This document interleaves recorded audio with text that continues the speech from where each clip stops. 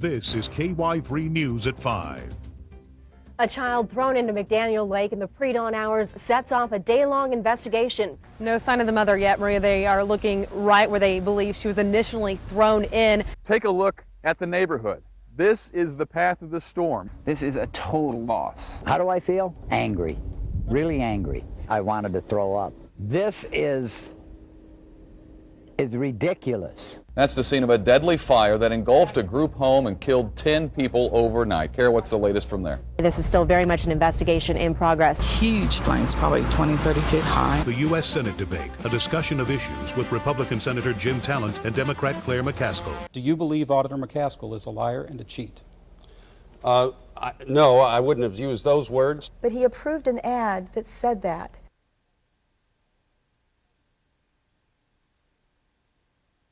Paint samples from 10 area playgrounds, 5 in Springfield and 5 in surrounding cities. Wilmington was the only city in America to agree to our test. We looked at 10 nursing homes with more than 10 deficiencies noted during last year's inspection. Celebrating the people of the Ozarks and the places they call home. This mecca of outboards and party animals is known as the Mardi Gras of the Midwest.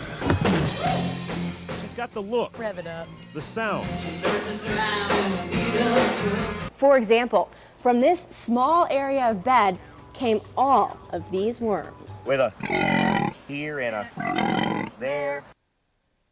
That a male threw a mother and her child over this bridge. It started around 5:30 this morning.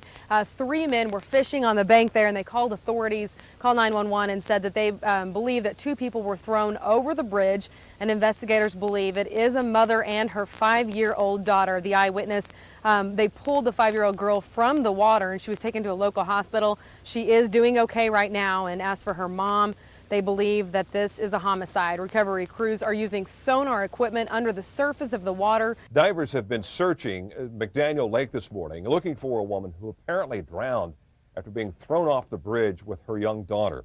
We begun our team coverage with Sarah Sheffield, who rejoins us live again from the scene. And Sarah, what's the latest? Yeah, see, they just called off the search within the last 5 minutes. They do not believe anyone is in the water at this time. The girl's mom showed up at the sheriff's department claiming that the daughter had been with a babysitter. This developing story continues with KY3's Lori Patton, who spoke with those fishermen being called heroes tonight. She joins us live with their amazing story, talking about being in the right place at the right time. Lori. No kidding, Kara. And we talked to these friends today. They said that they debated this morning about several different lakes. They almost headed to Fellows Lake. They almost went to another lake, but decided on McDaniels. They said technically they weren't even supposed to be on the bank that they were on, that you shouldn't have been fishing from that particular bank. But they said they were sure glad that they were there today. We were just out here fishing this morning. Next thing I know, this car pulls up. It looks awful weird and like just very suspicious. After they pulled up, I heard the little girl's voice, and then the voice was cut off abruptly. You could tell that something wasn't right, and then there was the 2 splashes. And so I turned my light on him, and I asked him what he was up to, and he said he had thrown a tire over the throwing away an old tire. And I could tell that wasn't right. And I argued with him. I said, no. I said, what's really going on? And he immediately dashed for his car. I stopped, looked over the bridge, and sure enough, there was a little girl. I couldn't really tell if she was alive at the time. Her face was just bobbing up and down in the water. You know, freaked me out. And Don immediately ran around the bridge, jumped in the water, retrieved the girl. She was okay. Brought her out, and we got her warm. And Michelle Sherwood is live at McDaniel Lake, where everything started this morning. But first, we go live to Ethan Forhetz in northern Greene County, where police have a home surrounded. Ethan, what's the latest? Yeah, Kara, the SWAT team is here, and police do have a house surrounded here in the 3500 block of West Farm Road 60 in Greene County. And just, I should tell you, in the last 40 minutes or so, the SWAT team began moving in. Take a look at some video you'll see only on KY3. The SWAT team approaches the front door where police say a man has barricaded himself in and has been all day. They toss something onto the porch, then a man comes out and takes it inside. Police will only say that the man is connected to the events of this morning and they believe he is in the home alone.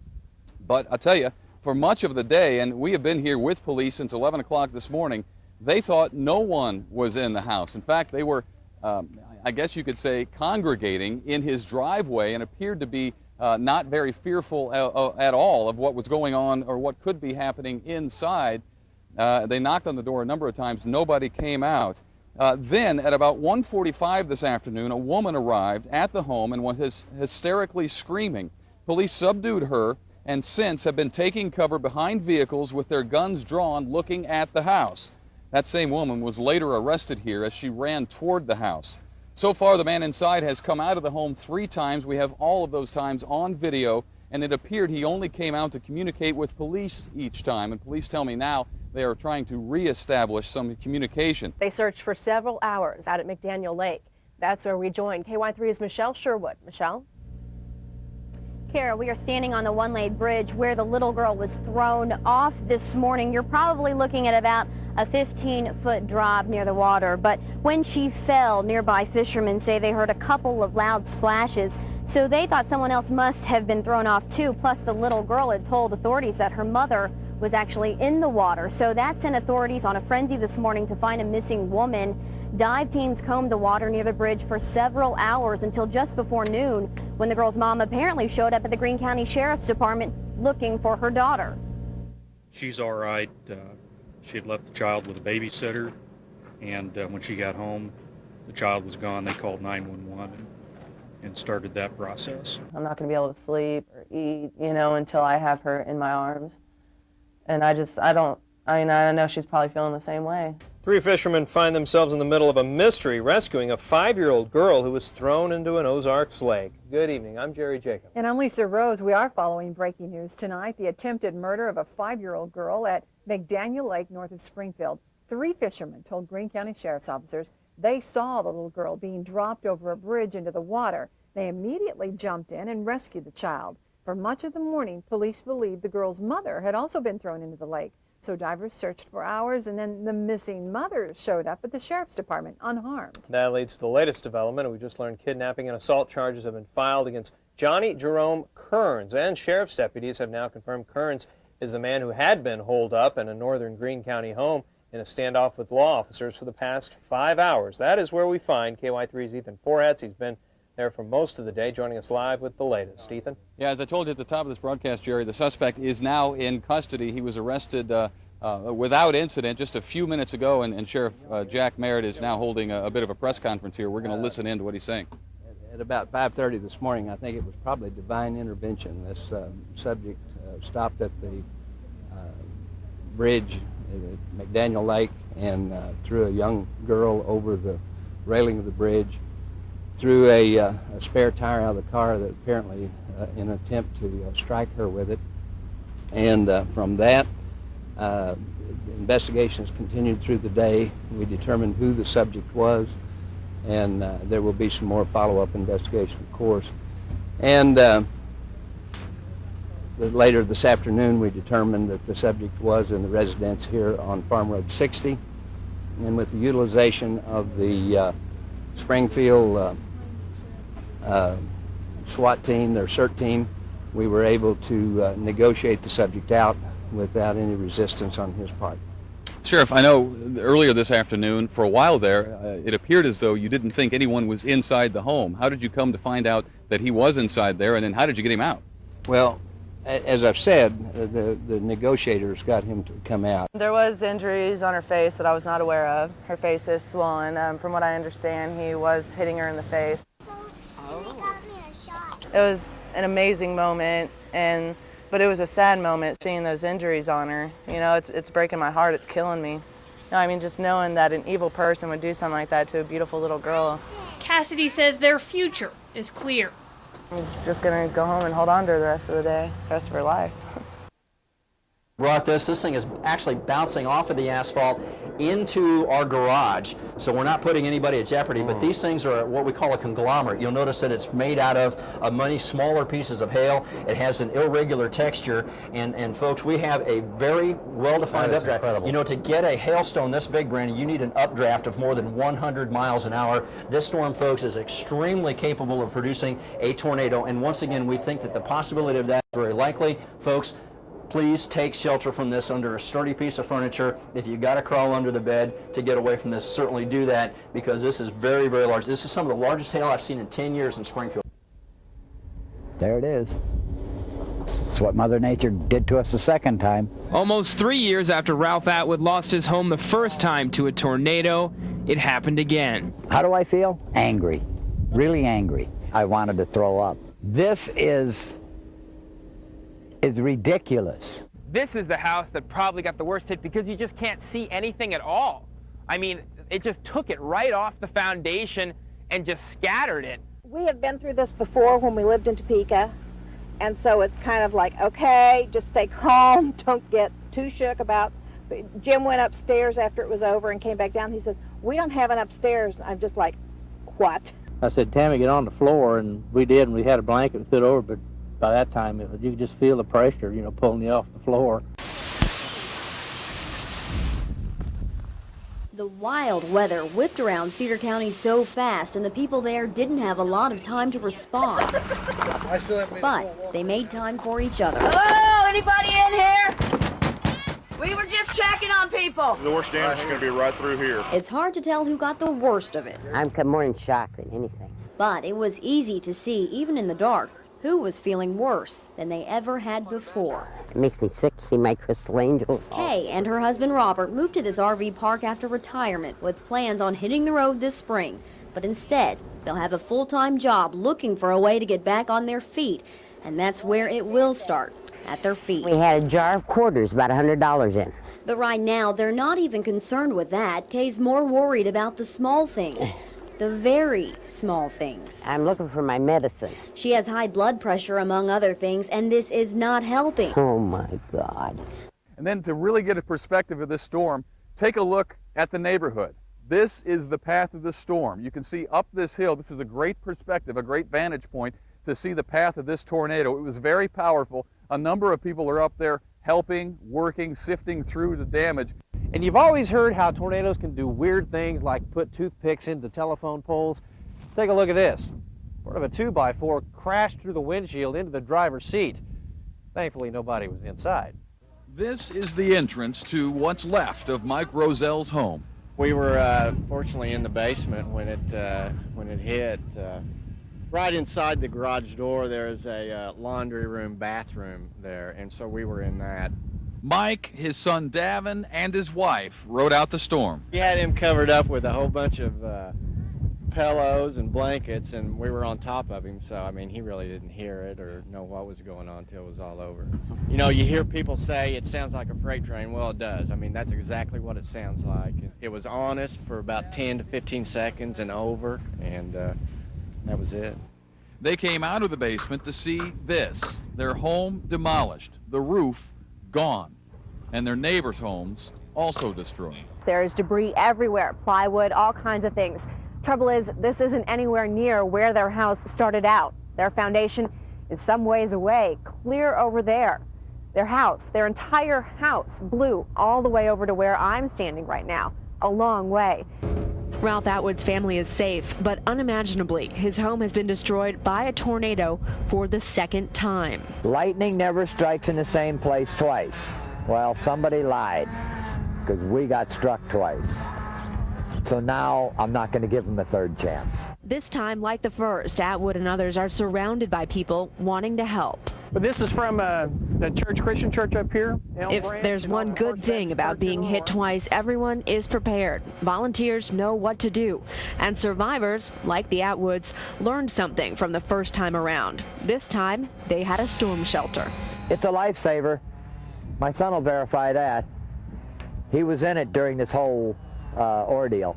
Because if he had been in this. If he'd have been in that house, he would be dead. This was one family's home. It had 3 people in it. You can see the roof is gone, and Lisa, even the Formica was ripped off the counter. That is how powerful this tornado was. And a family of 3, they did all get out safe. They were hidden right back here, if you can imagine, walking through a very narrow hallway, making their way into this little corner. 3 grown people standing right here, the roof taken right from over their head.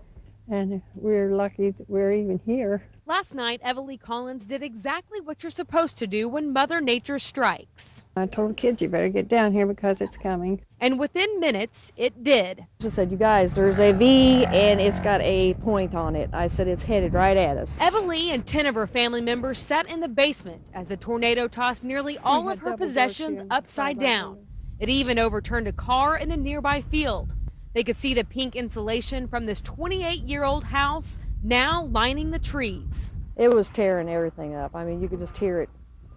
It sounded just, you could hear it ripping and tearing. The only thing left not torn apart is this family. We are very fortunate to be alive, and all the kids are here. The most remarkable part is where Jim took cover. I was right in that right there. I crawled out there. The bathroom is the only part of Jim's store still standing. You can get an idea how small the area I was in there. And it shifted it. See, that door was straight, was facing this way straight, and it shifted the whole thing like this. Aside from a few bruises, Jim is fine. I wonder why my leg hurts. Now I can see because it threw me up against the stool. For the second time in less than 3 years, a tornado completely destroyed his Christian County home. That last tornado, it skipped the valley and started right below our house here, and it did the same thing this time. 3 years ago, Mike thought it couldn't get much worse. He was wrong. It turned the house upside down. Without a shelter, the Fields usually go to the next best place during a storm, the innermost part of their house. But this time, Mike had a feeling they should find a better shelter, a potentially life-saving decision since this is all that remains of the innermost part of their house. Yeah, Dad, here's the wall by the kitchen. And I told my wife about an hour before it hit, I think we better leave. And we went into town to her, our daughter's got a rental house there that's empty, and we got in the basement there. Despite the loss of nearly everything but their lives, the Fields have found a way to stay positive. Sometimes you're angry and then you're happy because you're still alive. And Mike says if they decide to rebuild, he won't take a chance on Mother Nature threatening their lives again. I guess you didn't build a tornado shelter after the first one? No, we didn't, but we're going to now. Third time's might not be charm. He called out to his wife, heard her call back. That's when he knew they were okay. Happiest moment of my life is when I heard my wife holler back at me. But Stan's joy was soon interrupted. His kids and wife safe, he went searching through the debris for his stepfather. He found him behind the house, conscious but injured. He was hurt right here. You could see that it really crushed him bad. Rescue crews fought their way through downed trees to reach him, but Carl later died at a local hospital. It'll be hard, and it'll get actually harder probably before it gets easier. When all the friends and relatives who rushed to comfort and help the family pick up the pieces leave, they'll have more time to think about their loss. But they hope the faith of strangers will sustain them. We just like everybody's prayers, really, to be honest with you. That's all we really need. This is a KY3 Decision 2006 special, the U.S. Senate debate, a discussion of issues with Republican Senator Jim Talent and Democrat Claire McCaskill. Now to our panel of Springfield journalists, and Tony Messenger, you have a question for Senator Jim Talent. Do you believe Auditor McCaskill is a liar and a cheat?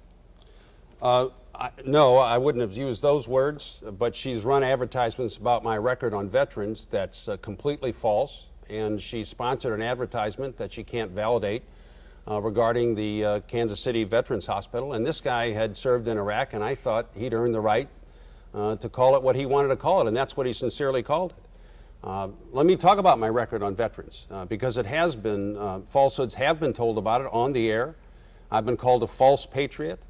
There are a number of attacks on my motives that have occurred. I believe the obligations we owe our veterans are obligations of honor. We do want to encourage both of you to please stay on topic of the question that's been asked. Senator Auditor McCaskill, you now have 1:30 to address Tony Messenger's question. Thank you.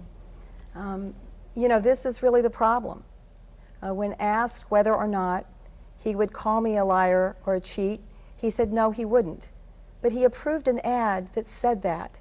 How are we going to clean this up if we don't, as candidates, stop it? The only way is for the voters to weigh in. He has now said that he would never say that, but yet he is paying for hundreds of thousands of dollars worth of advertising that is saying that repeatedly to the voters of this state. When the name first showed up on the ballot, most assumed this was an election year prank. But you're real, right? I'm not hallucinating. I'm as real as it comes. ... We haven't checked everyone, but we believe he is the only candidate for the Missouri legislature with a prison record and a marijuana tattoo on his forehead. He goes to hand it to me and he says, "Hey, Chief, want a doobie?" I said, "That's it." I knew it the minute I heard it. You will But not Chief be considered a Wannadoobie human considers being if you himself are a a clone. serious candidate. This is my country as much as it is anybody else's. Mostly conservative, pro-life, anti-stem cell, but also firmly convinced that marijuana, which occurs in nature, cannot be illegal. Well, I've been trying to legalize marijuana for over 30 years, but I was kicked out of society for it. I had to make a choice. If you're not willing to stand up for God or in nature, then why should God and nature stand up for you? I guess. And Chief opposes the proposed increase in the tax on tobacco, and he assured us that is what he had here. I have to be a good, upstanding citizen running for office.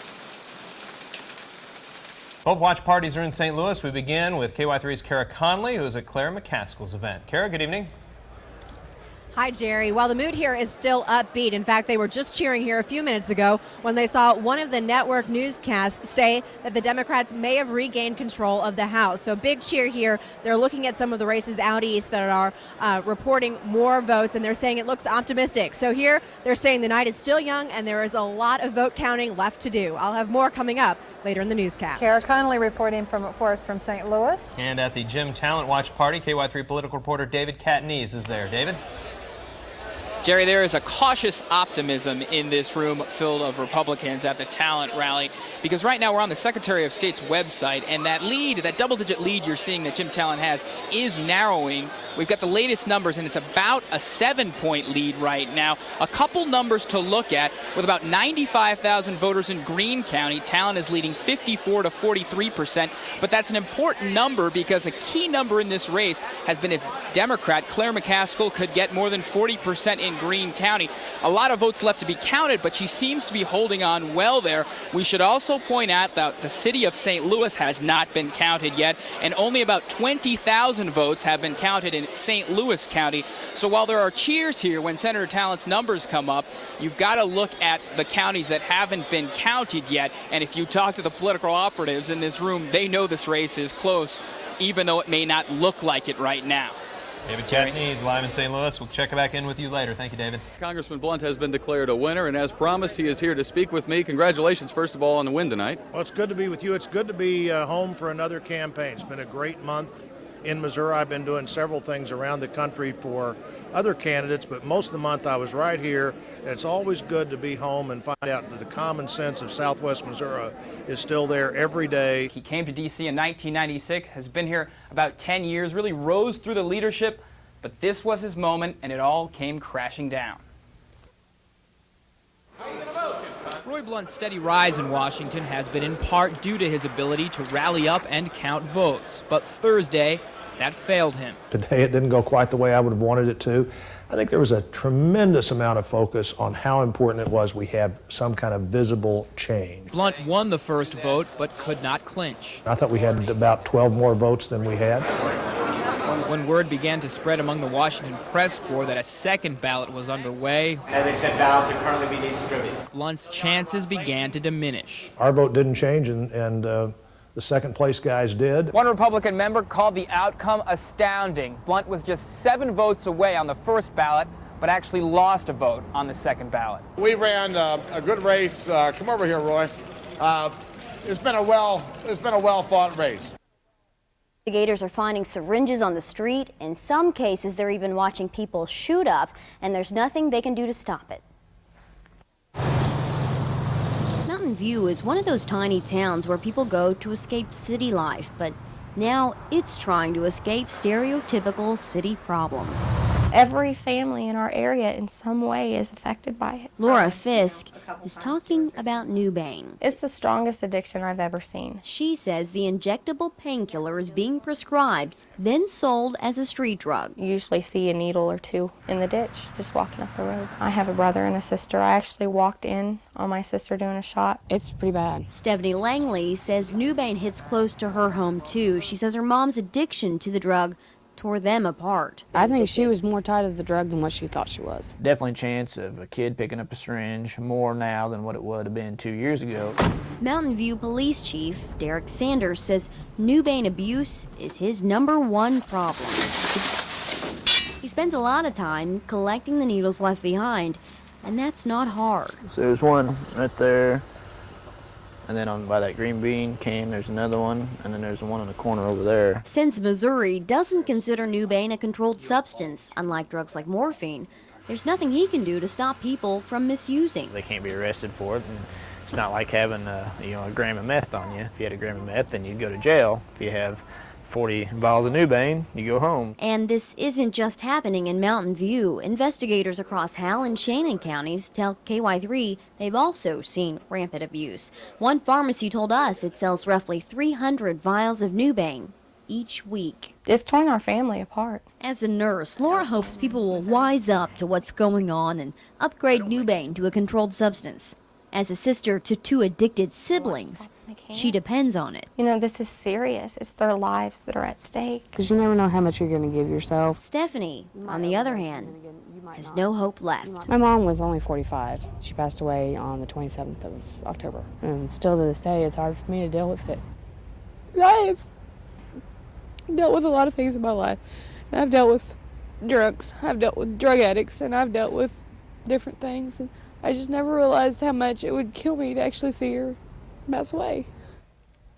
Hal County investigators say evidence shows that Stephanie's mom likely died of a Newbane overdose.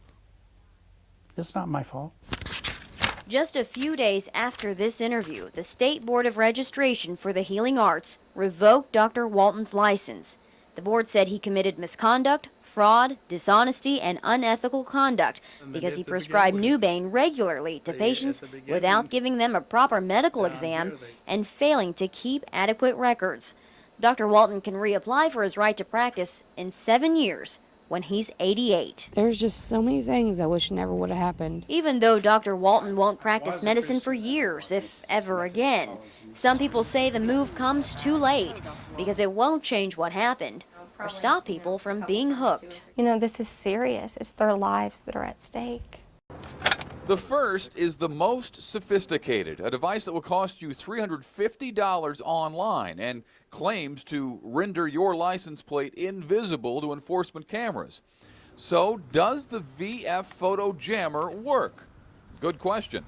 It's so complicated and the directions are so convoluted that we couldn't even get it to work properly. So we moved on. Next is the Super Protector. It's a $28 plastic license plate cover that is supposed to protect you against all traffic enforcement cameras in use today. As you can see, when viewed straight on, the plate is legible.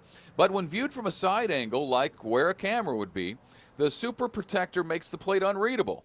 So can it get past the camera? Let's find out. Okay, here we go. There they are. There's the flash. Turn around and see what happened. After a series of tests in each lane, these are the pictures the camera took. And it looks like the Super Protector may have done its job. This thing here is as effective as I've seen because of the angle. But can the experts read the plate? They think in most of the trials, they can. The cover that went on the plate, in one case, did not at all make it more difficult for us to read. Yeah, it was just too hard on him. Jack and Frances Windsor say Missouri's nursing home system is broken. We couldn't take care of her. So they trusted Citizens Memorial Healthcare Facility in Bolivar to take care of Jack's mother, who was suffering from Alzheimer's disease.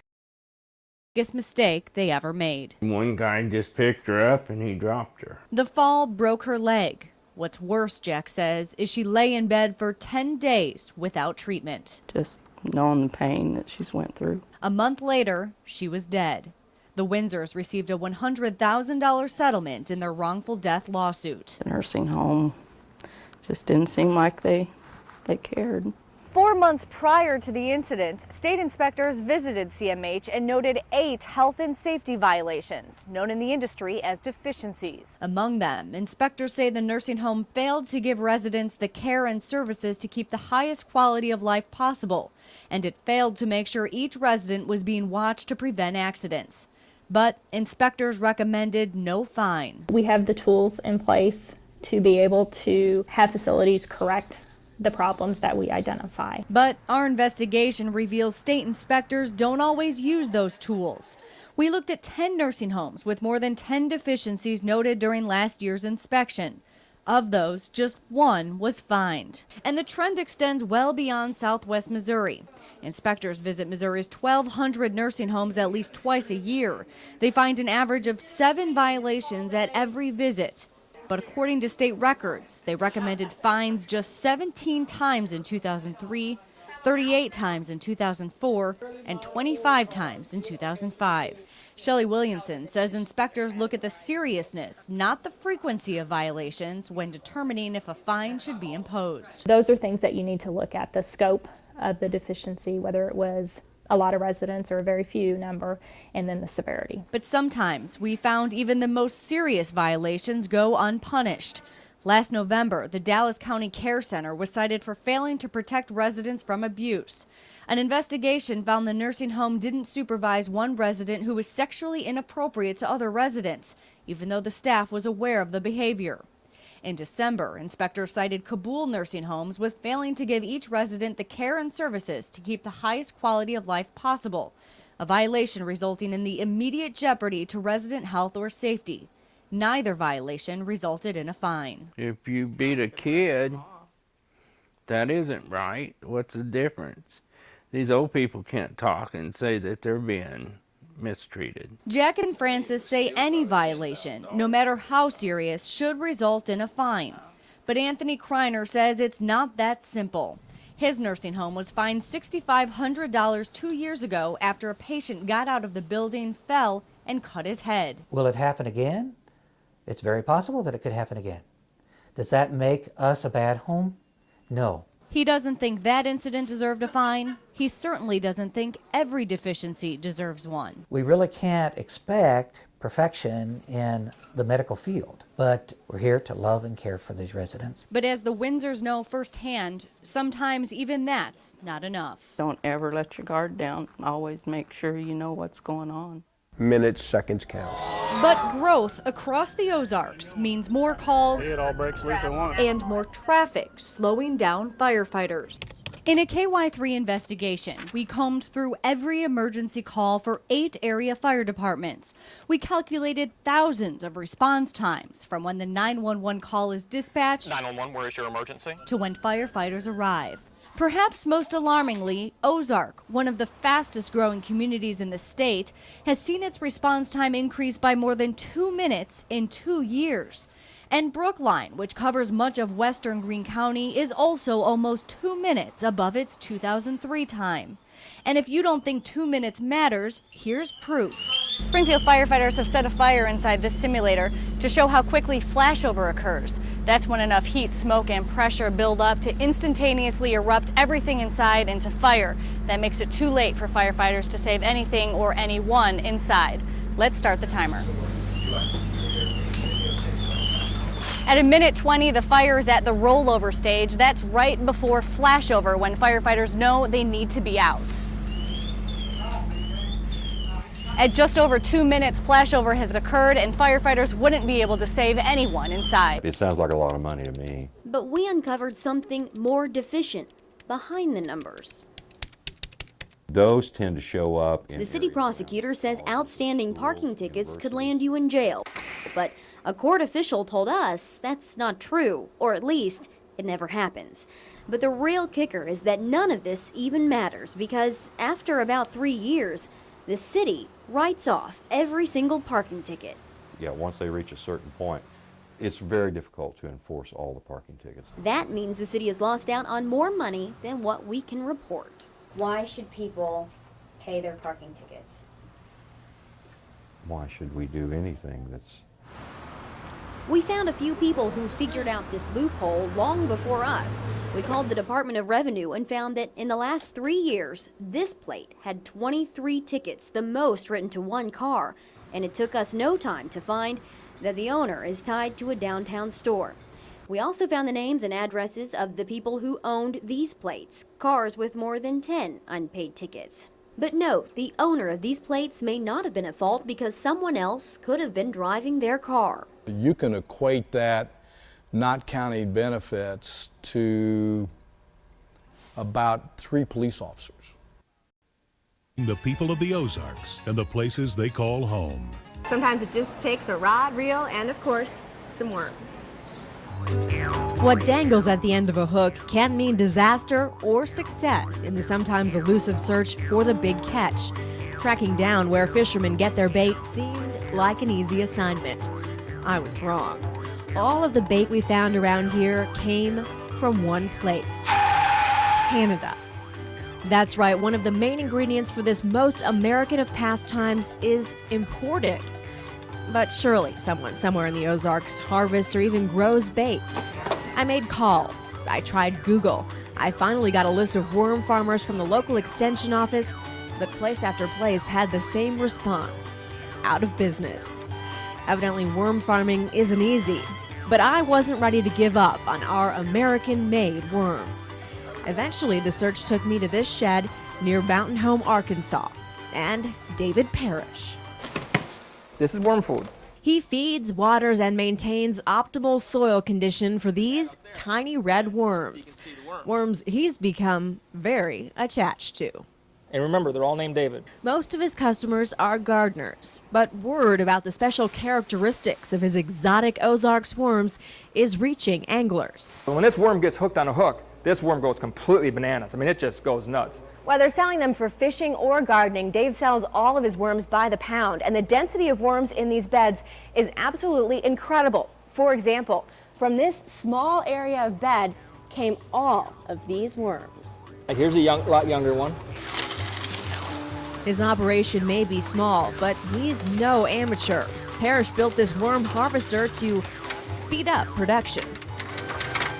He takes a shovel full of dirt and worms and drops it in the spinning machine. As the mixture makes its way through the machine, dirt falls through small holes, but the worms continue spinning and come out the other end. So when I sell my customer, it isn't just with a bunch of scraps in it, it's worms. Parrish says it may look like the American dream, a great way to make a quick buck. But he says there is a lot of skill and science involved in worm farming.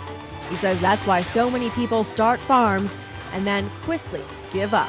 A lot of people, they think it's the old American adage, an easy buck. Well, there's no really such thing. If something's too good to be true, usually it is. And yeah, I didn't squeal or make any girly noises. I'm amazed. I don't know many girls that can do that. It's Party Cove, come on. This mecca of outboards and party animals is known as the Mardi Gras of the Midwest. If you've been to Bourbon Street, New Orleans, it's probably the closest thing that I can think of, except it's on the water. A reputation as one of the top party destinations in the country. It's pretty infamous. I think it kind of says the name, you know, the name says enough about it. It's crazy. This beautiful and expansive lake affords every opportunity to get away, to escape the confines and chaos of crowds. And what do? Go where the crowds are. This is The Swing, a popular gathering spot on Table Rock Lake. Good place to party. We set out for The Swing from State Park Marina, which was a huge mistake. When are we going to get there? If you're going to The Swing from State Park Marina, pack a lunch and dinner, perhaps breakfast. You're in for a long boat ride. My ultimate goal, you want to hear it? The first time ever? That's exactly what we want to It's hear. exclusive. I want to be Entertainer of the Year. She's got the look, Rev it up. the sound, and the determination to hit it big. It's taken a really long time, and nothing's at all what it looks like overnight, because I have been doing this for at least 6-7 years, like full time, really, seriously. But I've been singing my whole life. A native of Kentucky, Candy has been a semifinalist for television's Nashville Star and has opened for big acts like Brooks and Dunn and Montgomery Gentry. So we pulled on the big boots to round up more reptiles. This snake got a little too curious for comfort on camera. Last year, they caught about 150 copperheads. Since then, roughly half of those snakes have returned to the same area. They come out like clockwork every night at around 9 o'clock starting in early July. I found a lot of them over here. Property owner Chuck Miller says a cedar tree was the hot spot last year. 4 days we found somewhere around 30 or 40 copperheads. After searching for a while with no success, bingo, Neil's equipment picks up a copperhead he outfitted with a radio transmitter somewhere in this brush pile.